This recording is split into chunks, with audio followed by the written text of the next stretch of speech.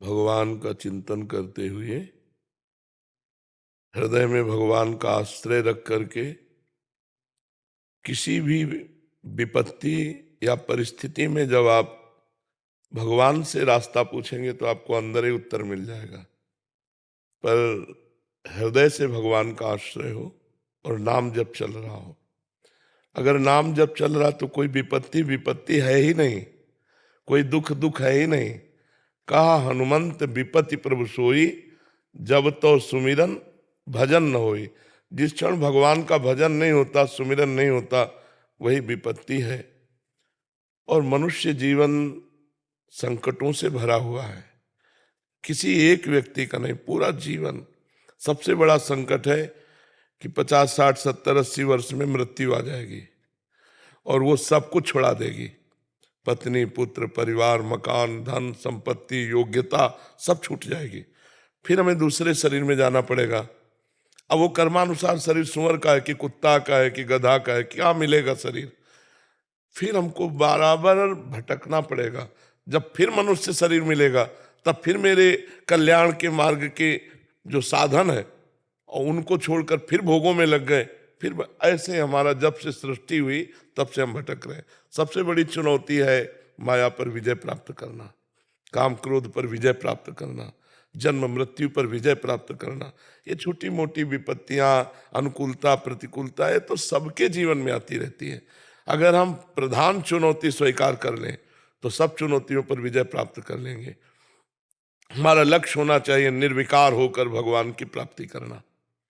तो रुपया, पैसा, भोग सामग्री सब अपने आप आ जाएगी, ये ब्याज में आ जाएगी। मूल भगवान को अगर रख लो तो सब ब्याज में आ जाएगी।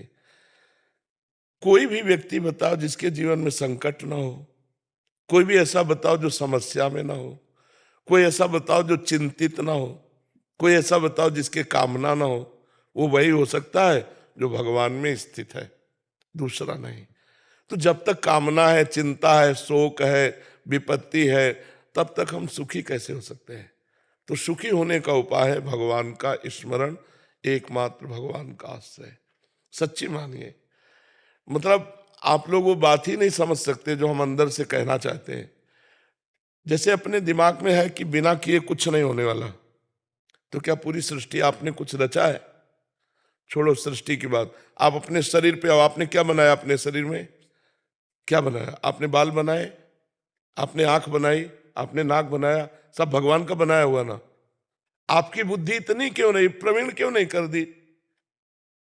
भगवान ने दी है ना। जितनी बुद्धि दी, जितना बल दिया, जैसा शरीर दिया, जैसा घर दिया, जैसा समाज दिया, वो भगवान ने दिया। अब आप भगवान के लिए क्या कर रहे हो हमें बताओ। हर चीज का टैक्स है ना। इतना सुंदर भगवान ने शरीर दिया, इतना सुंदर समाज दिया, इतना सुंदर प्यारा हमें देश दिया। भारत बहुत पवित्र देश है, गंगा यमुना देखो कितना महान देश है। संगम हो रहा है प्रयाग में, देखो ना, गंगा यमुना सरस्वती का। और भगवान राम कृष्ण के अवतार, एक से एक महान पुरुषों का अवतार इस धराधाम, हमें ऐसा पवित्र देश दिया। हम भगवान के लिए क्या कर रहे हैं? कुछ नहीं। तो हम भगवान को अपना पिता नहीं मानते, स्वामी नहीं मानते। जैसे आप अपने पिता से पैसा 5,000 मांगेंगे, बोले नहीं देंगे, नहीं आपको देना होगा, ऐसे हम भगवान से मांगे? क्योंकि हमारे हैं ना भगवान, हमारे पिता है, हमारे स्वामी है, हमारे इष्ट है। पर हम भगवान को अपना नहीं मानते। देख लो अंदर से, भगवान का नाम जप नहीं करते, तो हमारे को सुख कैसे मिल सकता है? देवी संप्रदाय तो हमको फिर नष्ट करती ही रहेंगी। सरकारी विभाग है भगवान का। आप होड़ मत मिलाओ दूसरों से अपनी। आप जो है वो बहुत ऊंचाई पर हो, आप बहुत ऊंचाई पर हो। भारत देश में एक पत्नी व्रत, एक पति व्रत, जो धर्म है, जो मर्यादा है, वो आपको विश्व में कहीं नहीं मिलेगी। भारत देश में जीवन मुक्त महापुरुष, सती यतियों का देश है। आप अपनी महिमा को खोकर वहां पशु आचरण करने वालों को अपना आदर्श मान रहे हो। वो हमारे आदर्श है। विश्व का आदर्श भारत है। शांति प्रिय, धर्म प्रिय, उदारता, जो गुण भारत में वो आपको कहीं नहीं मिलेंगे। अगर कहीं है तो हमारे किसी ब्रह्म ऋषि की देन है, किसी महात्मा की देन है। तो हमें लगता है चुनौती, विपत्ति, इनसे हम तभी विजय प्राप्त कर सकते हैं जब भगवान का आश्रय हो, धर्म का आश्रय हो, नाम जप हो, तो हम अपने आप विजय प्राप्त, हमारी बुद्धि इतनी पवित्र होगी। जैसे बच्चे ने पूछा कि चुनौती, तो हमारे सामने चुनौती है। हम हर स्थिति में जब तक श्वास है अपने मालिक का जस गाएंगे और अपने मालिक की गुलामी करेंगे और जय बोलकर शरीर छोड़ देंगे। उनका जय बोलकर शरीर बोल, हम पराजित नहीं है, हम पराजित नहीं है। अगर हम प्रभु की शरण में न हो तो पराजित हो जाए। अगर हम भगवान से जुड़े हैं तो हर कष्ट सह सकते हैं, भगवान से जुड़े हैं तो हर परिस्थिति को झेल सकते हैं। अगर भगवान से नहीं जुड़े तो फिर नहीं, फिर तो पतन ही पतन है। जैसे अथाह समुद्र में पड़ जाए तो मरना ही मरना है, फिर कोई बचना नहीं।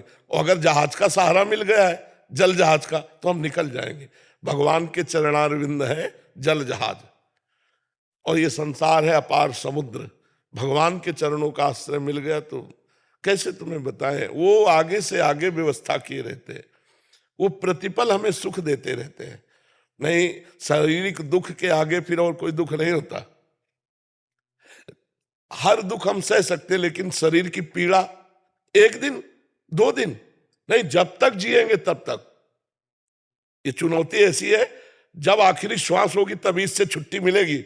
तो हमें हर मुसीबत से लड़ने का, हम अपना उदाहरण इसलिए अहंकार पूर्ण नहीं इसलिए देते हैं कि आपके सामने है। प्रत्यक्षम किम प्रमाणम, अगर प्रत्यक्ष उदाहरण मिले तो और प्रमाण देने की क्या जरूरत। अगर हम भगवान से ना जुड़े हों तो आज ही हमारी दुर्गति हो जाए, और भगवान से जुड़े तो मुझे भरोसा रहता है और वो हमें प्यार देते रहते हैं। कर तुम अकर तुम अन्यथा कर तुम, वो गूंगे से वेद पढ़वा दे, लूले लंगड़े से पहाड़, तो उनका ये चमत्कार है, वही आपको सुखी कर सकते हैं। एक बहुत बड़े पदाधिकारी कह रहे थे हमारे पास सब मेडल, सब पैसा, सब है, लेकिन अब मुझे डर लग रहा, मरूंगा, अब इससे कैसे बचूं। तो भगवान का आश्रय, भगवान के बिना आपको अंतिम विश्राम नहीं मिलने वाला, ये बात है। राहुल यादव जी।